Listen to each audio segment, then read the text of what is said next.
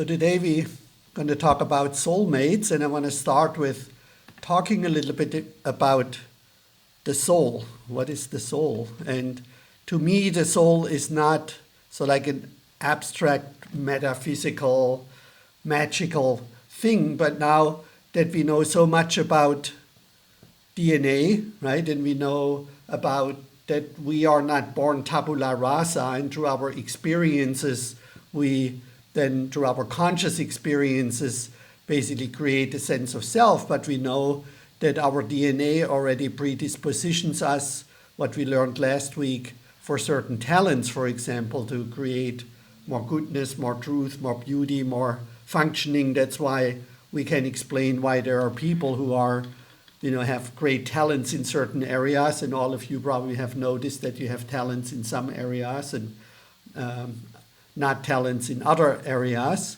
And we also know that the brain is, of course, already developed while we are in the womb, and there is the pruning and all kinds of things going on that we don't need to go into again, that predisposition us for a certain personality, you could say, right? That there is also a sense of self throughout our life, right? That is aware of all the experiences, but this sort of like core being doesn't change, right, over as we grow up and get older. And sometimes I also liken the soul like to a seed, like an acorn, or in this case a chestnut, right? And in this chestnut, or in the acorn, as Aristotle already said, is the potential for this to grow into a chestnut tree. And our soul, of course, encapsulates the unique potential for us to become human.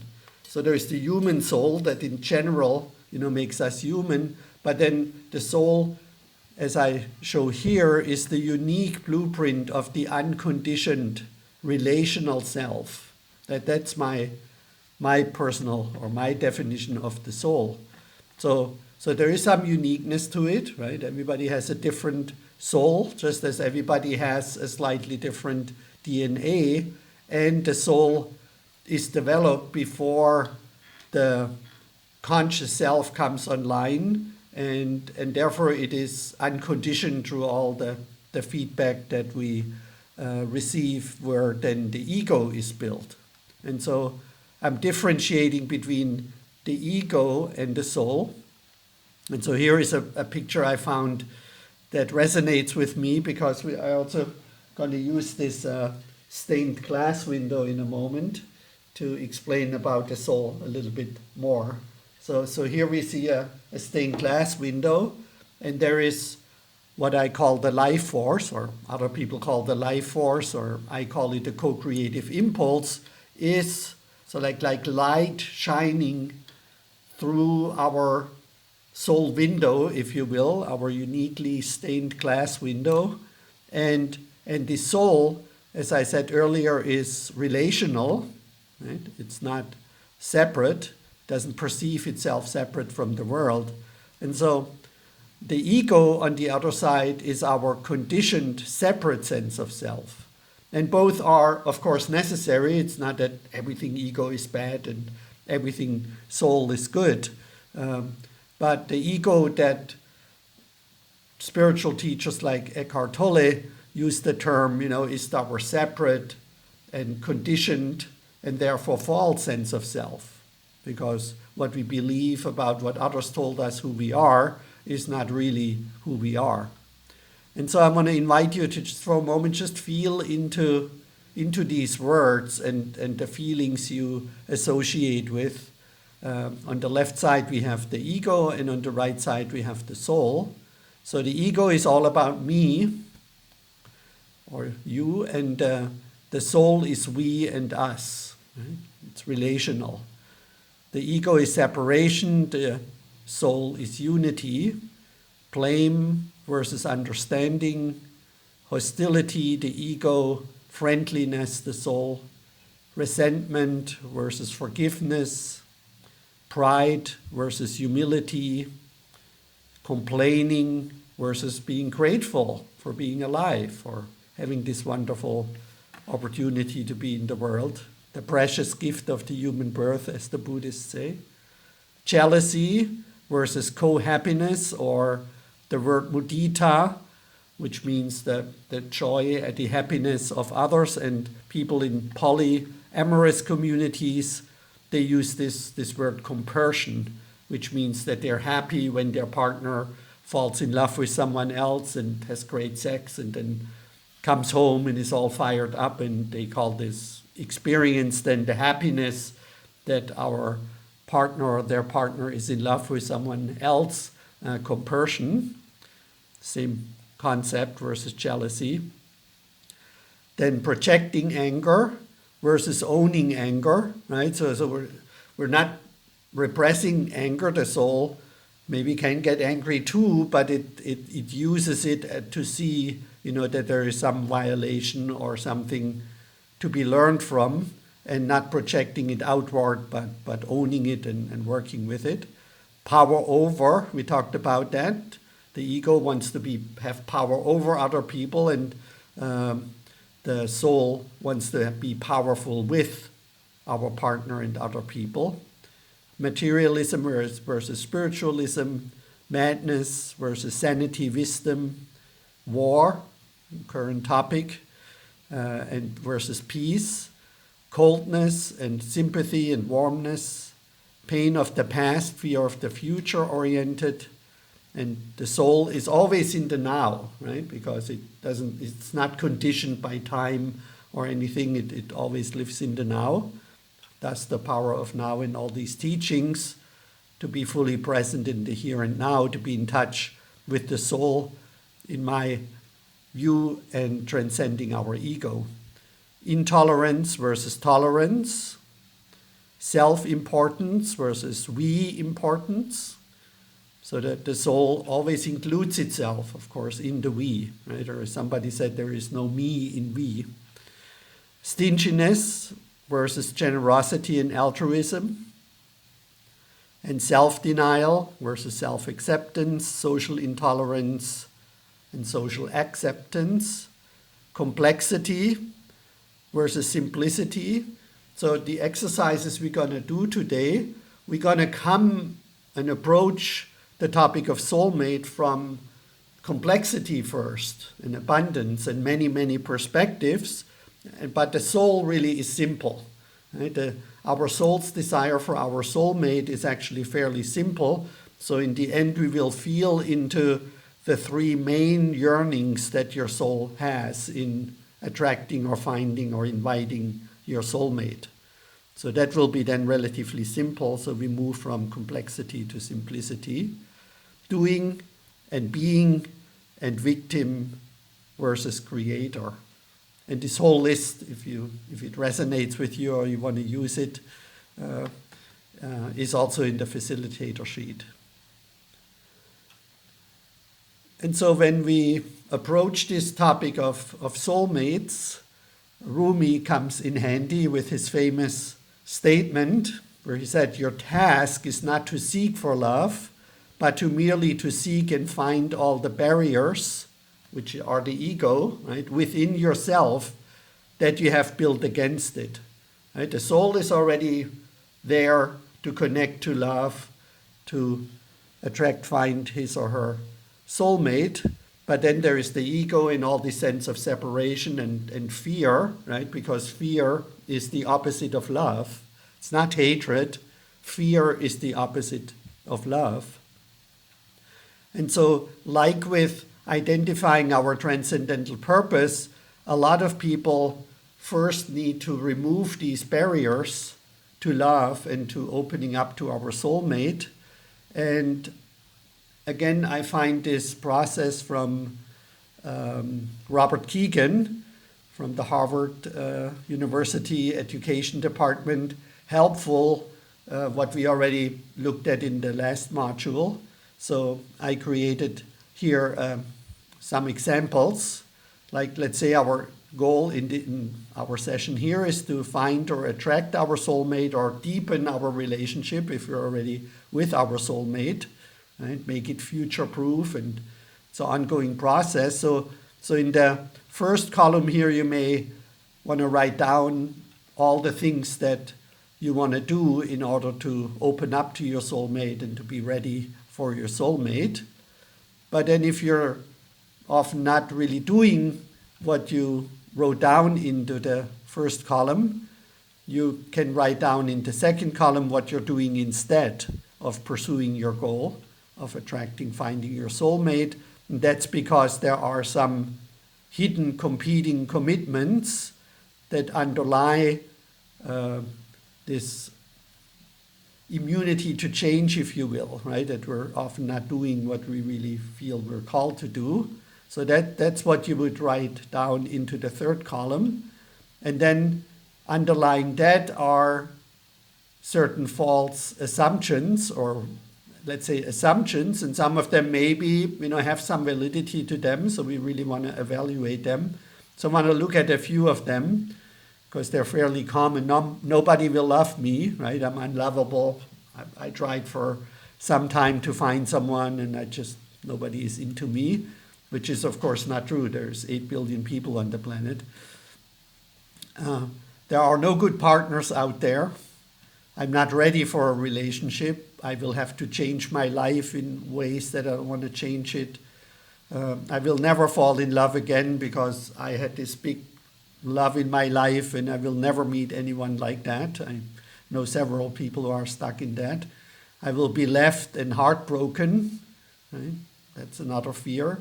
And if this I will never fall in love again, I just want to point out there's the work of Barbara J. Hunt around forgiveness. So she has a book about forgiveness, and we have a video in our facilitator drive with Barbara J. Hunt. And then there's also the book Conscious Uncoupling by Catherine Woodward Thomas, which is really a little bit more like living happily ever after.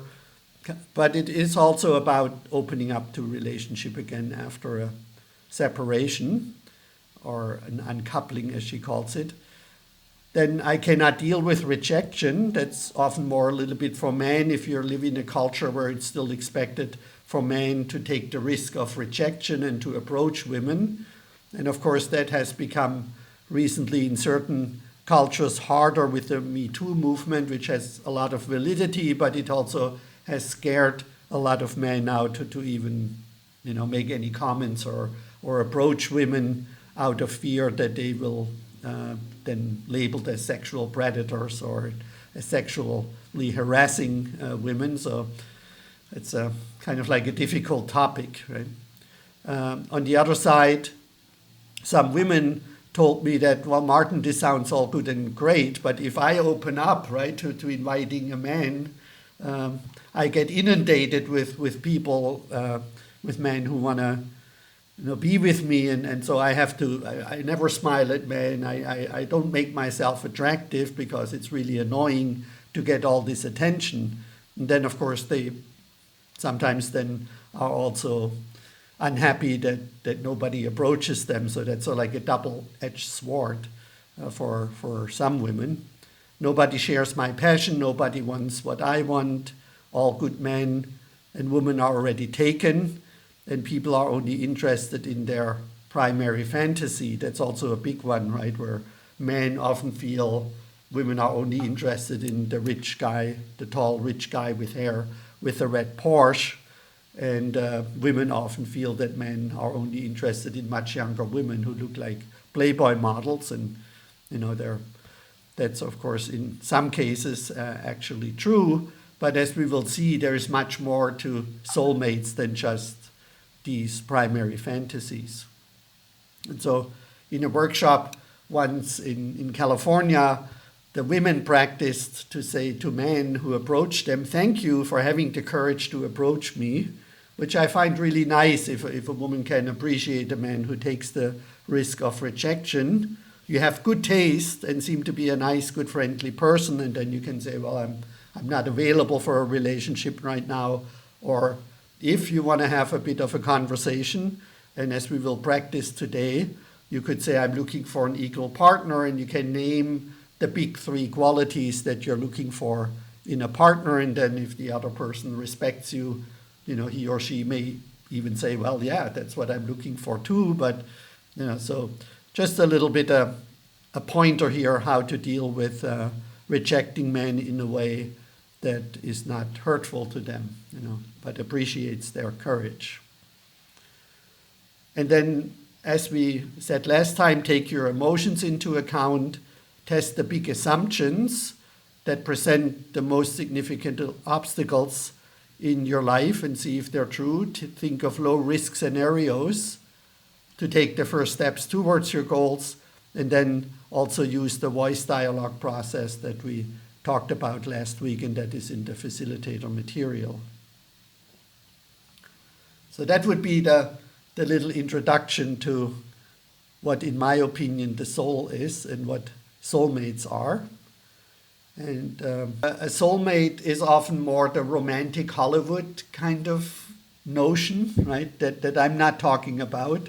And twin flames are, there is some heat, right? They challenge each other, as we will talk about, to become fully human. So when I use the term soulmate, I mean actually what some other people refer to as twin flames. So it will become a little bit more clear, because we're gonna, as you will see in a moment, divide soulmates into biological, transformational, and transcendental soulmates. And that encapsulates these different words that people use for soulmates. So there are, in my experience and understanding, just as there are three different types of purposes we have, the biological to transformational and to transcendental purpose as big groups, there also are biological soulmates and transformational and transcendental soulmates. And biological soulmates, they are compatible in their DNA to conceive and raise healthy children, and they share things like shared lifestyle choices and other things. And the biological soulmates, they're in a way the easiest to find, because there's probably a large number of people that we feel sexually attracted to. And sexual attraction in most cases is an indicator that your DNA is compatible, right? So that also has to do with pheromones, if you like how someone smells, and their body language and their looks and facial expressions. And there is something in our soul, if you will, right, that indicates people who are more compatible with us in our DNA, in hopefully in our lifestyle, than other people. And so soulmates, biological soulmates, are compatible in their need for survival, in food, shelter, safety, right, in reproduction, the sexual part, in forming a group, being able to live together, start a family. They're also territorial, of course, and they have the same sense of who they're going to compete with and who they're going to cooperate with. And they also have similar interests in quality of life seeking. What does that mean, quality of life? Right? So if they're into golfing or traveling or skiing or more homebodies, watching TV or whatever they feel enhances their quality of life, there is a compatibility there. Right? And so biological soulmates are uniquely compatible in their DNA, values, needs, desires, lifestyle, to share their biological purpose and imperative. And so we're going to do several exercises, breakouts today. So here is on the left side is a list of things that are usually important for biological soulmates and for you to consider. And this is, of course, your mind speaking, right? It's not your soul, it's your ego in a way, right? That says, oh, this is the list of things that I would like to have in my partner. And you can also write down what you contribute in each of these areas to your partner.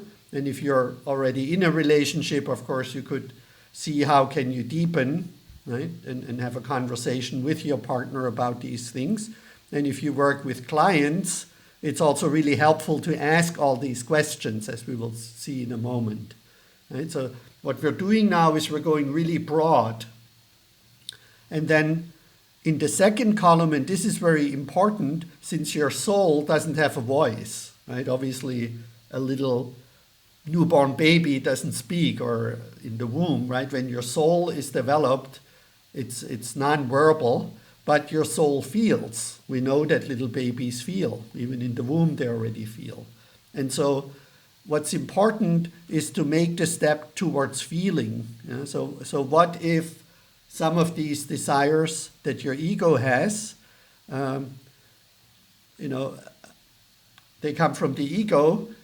How would you feel when these desires or this yearning would be met? And if there is a strong positive feeling or even a negative feeling, right, a fear, that's your soul speaking, right? Because a fear can also partly come from the ego, of course, but it covers something up in the soul. And so that's what you want to ultimately then remove, right? So positive feelings, the yearning would go into this column, and the obstacle, fears, blocks that cover up your soul, right, where there is a fear, is what you want to put into the right column. And so I'm going through this real quick. So the first topic is material, lifestyle, money, are associated with survival and safety. The second one, things around the physical body, looks, fitness, age, diet. Some people overlook hygiene. That can become a big topic. Smell, sleep, things like that. Then sexuality.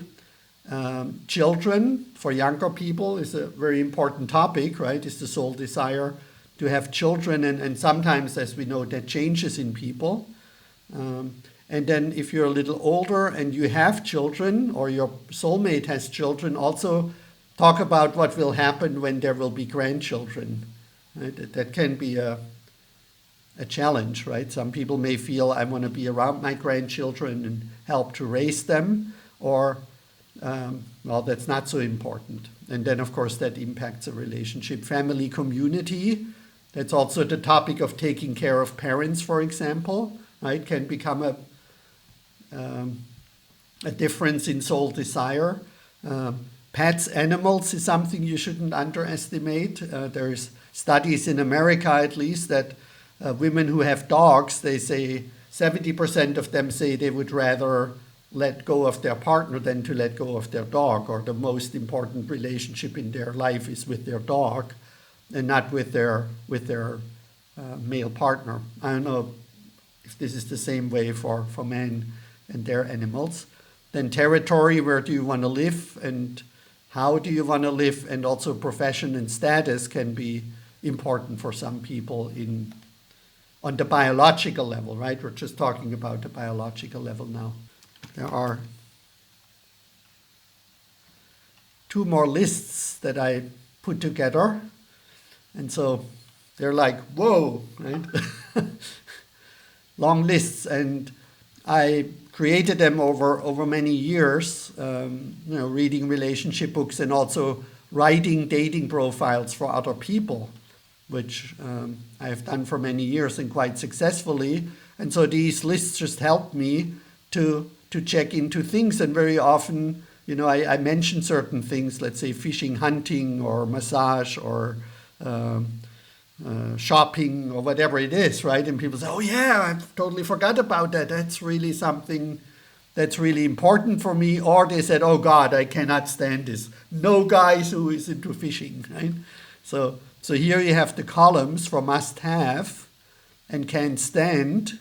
And then the next column, would like, right? Or can tolerate, or want to develop, or needs discussion.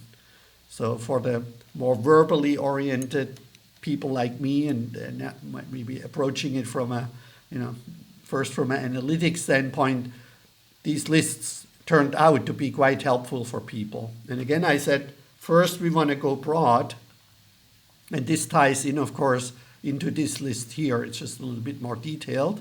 And then there is also a list for values and capacities and ideals. And again, some people just reading through this list went, oh yeah, God, this is really good that, I think about that, or we touch on the topic, because here are things that are really important. And so it's also a little bit like the needs inventory we did in module 6, I think, for compassionate communication. So these are 2 additional lists. Some of you refer to as twin flames, and I want to give you a little demonstration here. Turn off the lights. So, I like this idea of the co-creative impulse, or the life force. And so if we use our stained glass window, right, we see here the unique soul, and the life force, the co-creative impulse, animating the soul, if we will, right? And also the soul wants to find or attract a mate that has a similarly stained glass window. And, for the biological purpose, they're just looking for compatibility in DNA, lifestyle, and sex, and things like that, what we just covered. And twin flames, as you can see, there are these blind spots here that cover up parts of the soul. And so they're either shadow, right, repressed parts of the self, of the soul, or they're qualities that haven't developed yet. And so they're unconscious, not repressed, but they haven't developed yet. And our soulmate, can you hold this for a moment? Mm. Just the light.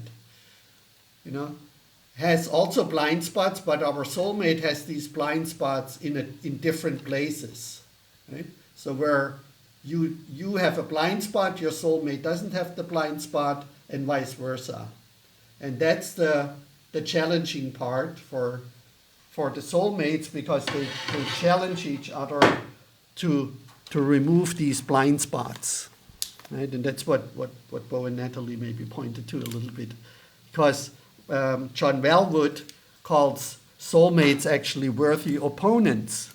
So these relationships are great, right? Where you already don't have blind spots, both of you, but they can be quite challenging, where your soulmate, urges you on to develop your full human capacity, and to heal your wounds.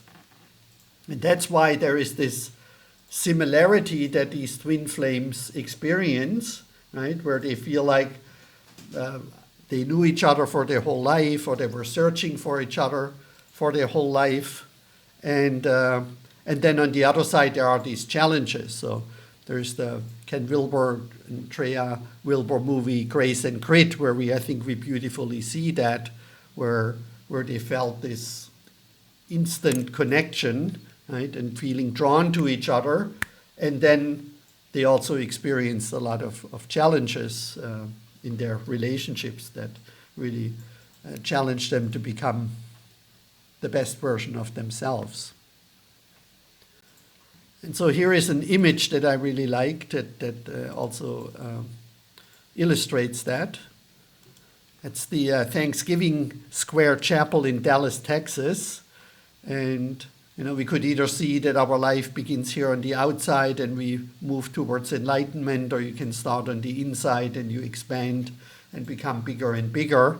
It's just like a visual to feel into, right, how our soul expresses itself in more and more authentic way. It's just like a tree growing from the seed to becoming the full tree, and realizing its full human potential, and at the same time transcending the ego.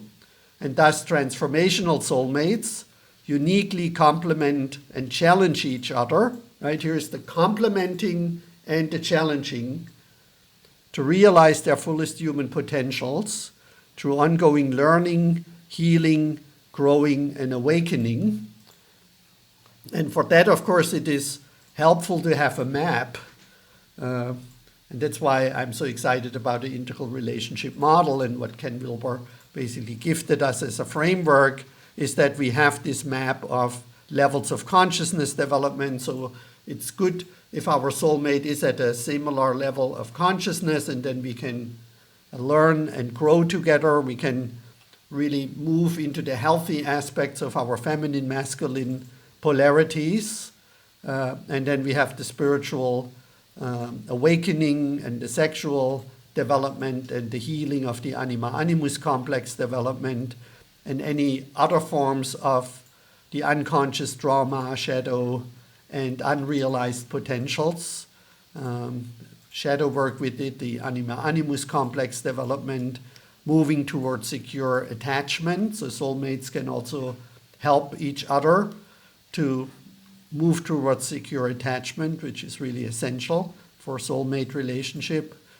And here we have the shorter list of what is your soul desiring around emotional intelligence and availability. That can also fall a little bit into the biological, but mainly in the learning, healing, growing part. And what would you like to learn from or with your soulmate, or at least complement each other in your knowledge? Then the healing shadow work your soul desires you to do or yearns to do with your soulmate. Growing, and here we not only want to refer to growing to the next higher level, but also to integrate the healthy capacity at the earlier levels of development. As we covered in previous modules, nobody has ideal integration of the previous levels and transcendence of the limited views. So soulmates also challenge each other to really integrate the healthy capacities and aspects of all previous levels that have been transcended. So here I have growing, translation, and transformation to the next higher level, and then spiritual awakening. So finally we have transcendental soulmates, and these are, if you will, the most unique forms of soulmates, because everybody lives their biological purpose, of course. About 10% of the population, I would say, in general, depends a little bit on where you live, are also awake to the transformational soulmate or their transformational purpose, and thus going to look for a transformational soulmate of learning, healing, growing, and awakening. And then maybe even a smaller number of people also lives their transcendental purpose, which we use as a term for all these different names that people have given what is associated with creating more goodness, truth, beauty, or functionality in the world in service of the biological purpose and well-being of others. So, and there is also a sense of urgency that people feel that live their transcendental purpose and, feel like, this is something that it's not the ego that says, I have to fix and improve the world, but it's like, I want to contribute this to the world. I want to make this offer and then see how it resonates. And doing that with our soulmate, as we showed last week in the module last week, makes a lot of sense, because not everybody has strengths in cognitive intelligence, empathy, creativity, and functionality. And so when we combine these strengths, there is this incredible resonance of co-creating, and it's like, it felt to me a little bit like an angel, who has two wings and then can fly. Of course, we can also live our transcendental purpose on our own, but we always have to, be either in our masculine and manifest in that realm, and then the feminine is not there balanced, and vice versa. And so that's another reason why these transcendental soulmates feel so powerful together, because they can balance and harmonize their feminine and masculine and their wholeness and their partialness in living their transcendental purpose. And so transcendental soulmates, so here we had the slides, right? The transcendental soulmates, they co-create along the 7 chakras, and we will cover that next week in the module. And here are the different names that people have given to these transcendental purpose, soulmates. And then here is the sentence: transcendental purpose soulmates are uniquely compatible to co-create more goodness, truth, beauty, and functioning in service of others by complementing their natural talents for empathy, cognitive intelligence, creativity, aesthetics, and practicality. Do you feel you live your transcendental purpose of co-creating or creating more good, true beauty and functioning in the world? And what would you like to co-create with your soulmate on that level?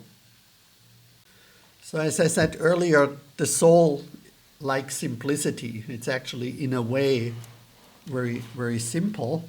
And so what I suggest, and I think what's really important, is that you look at everything that came up for you during this session, and maybe you do a little bit more work looking at all these questions and lists, if you like, and then feel into the three most important yearnings that your soul has, and make them into somewhat of a mantra, right? You come up with something. What are the big three that my soul is yearning for?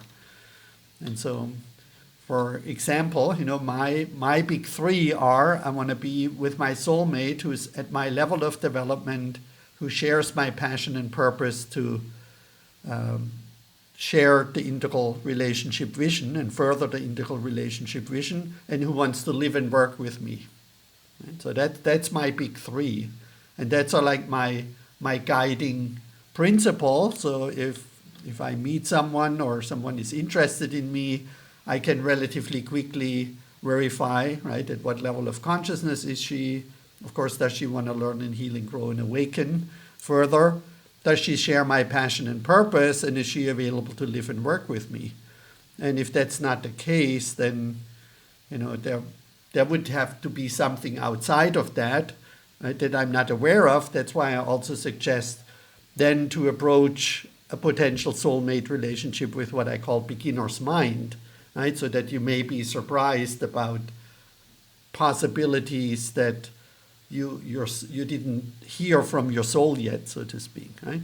But on the other side, I find a lot of people are dabbling around, right? And then they get into relationships and hopefully maybe something will develop or something will work out, or maybe that person will change, and right? And then another 6 months have gone by and it didn't work out, right?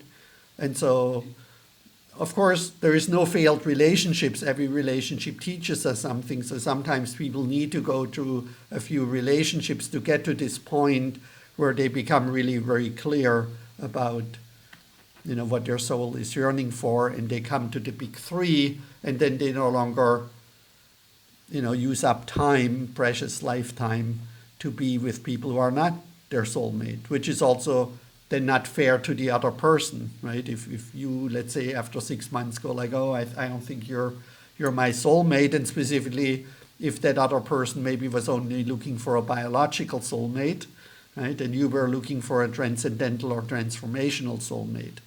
So that's the other, I think, important lesson here is to be clear what kind of soulmate are you ready for, is your soul ready for at this particular time, right? Only biological, or biological and transformational, or biological, transformational, and transcendental.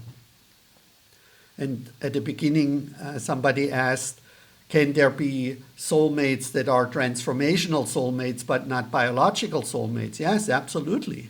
They can be very good friends, can be teachers, therapists, all kinds of people where there is no biological attraction, or it would be inappropriate to take the relationship to the sexual biological level, which is also tricky, with a lot of teachers and even therapists sometimes, right, to have that separation. And the same with a transcendental purpose. There's many transcendental soulmates, like John Lennon and Paul McCartney, for example, to give just one example, or Hewlett and Packard, and it can also be women, right, who are co-creating on the transcendental level. like Catherine Woodrow Thomas and Claire Sammet for a long time, or right? But they're not romantic soulmates. But most people who are awoken to the transformational and transcendental level, right? We all live our biological, so that's not something you need to awaken to. Maybe you need to have to do some healing around it, but that's a given, right? They, of course, then their soul yearns to be with a soulmate who shares all three of their purpose. And so what most people do is they approach relationships like from what I call a bottom-up approach. They first look for a biological match and then hope, well, maybe we can also do some learning, healing, growing, and awakening, and then maybe there is a transcendental purpose, right, which is in the top of, if we see it as a pyramid. And what I also met 2 other couples in the last few years who are teaching that. They say, no, now, we want to turn this around, and you want to start with attracting someone who shares your transcendental purpose, if that's what you want to share, if your soul wants to share that. And then you see if that person is at the same level of development as you are and is open to learn, grow, heal, and awaken, which people who have shared their transformational purpose usually are. And then you can also see if there is a biological compatibility. And that's ultimately then what you want to go for. Because very often the biological attraction increases as you share your transformational and your transcendental purpose. Right? And then this primary fantasy becomes less and less important. And as we adopted this term from Barbara Marx Hubbard, right, there is more a suprasexual attraction than between you and a potential mate. So there are all kinds of suggestions for you to consider in the facilitator worksheet. One I find quite important is to see if you're a maximizer or a satisficer. That means when you just simply buy something, even maybe tomatoes or something, do you have a real hard time to make a decision and you need to look at all the options? Or I just bought running shoes, right? So I was doing research and trying all kinds of different models and things until I then finally were able to settle on something, and of course still thinking maybe I should have bought the other ones. Or are you a satisficer who just looks at a few options, then you pick one and you move on, right? And you're happy with your choice. So that's important consideration. And most of that we already touched at. It's just about some strategies to consider to attract or find your soulmate if you're single. And then for identifying, qualifying your soulmate, you want to consider these questions here that we already touched on. And here is something that really touched me over the years from Robert Augustus Masters, from his book Transformation Through Intimacy, where he wrote a passage from immature to mature, which I call integral relationships, is not just the journey of ripening intimacy with a beloved other, if you are in a relationship, but also a journey into and through zones of ourselves that may be quite difficult to navigate, right? As we said, worthy opponents, and sometimes these relationships are really challenging, but then also very rewarding. So difficult to navigate, let alone get intimate with and integrate with the rest of our being. But however much this passage might ask of us, it gives back even more, transforming us until we are established in the unshakable love, profound passion, and radical intimacy, intimate mutuality that epitomize mature integral relationships. I put in the integral part here.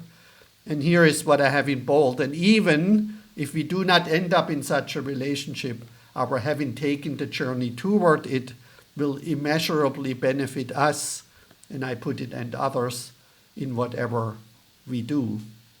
So here is my final questions for singles. What kind of soulmate are you ready for? What are the 3 qualities, values that are most important? What is your clear dating profile or statement? What is your strategy in finding, attracting or inviting your soulmate? Are you a satisficer or a maximizer? What obstacles do you face in finding, attracting, inviting your soulmate, and what do you want to improve, if anything, to attract, find, or invite, or be invited by your soulmate? And for couples, what kind of soulmate relationship are you currently in? What would you and your partner like to co-create at all these three levels of purpose? Are there any obstacles for you and your partner to create or deepen your soulmate relationship? And what do you want to improve to create or deepen your soulmate relationship? And what unrealized potential do you see in you, in yourself and your partner?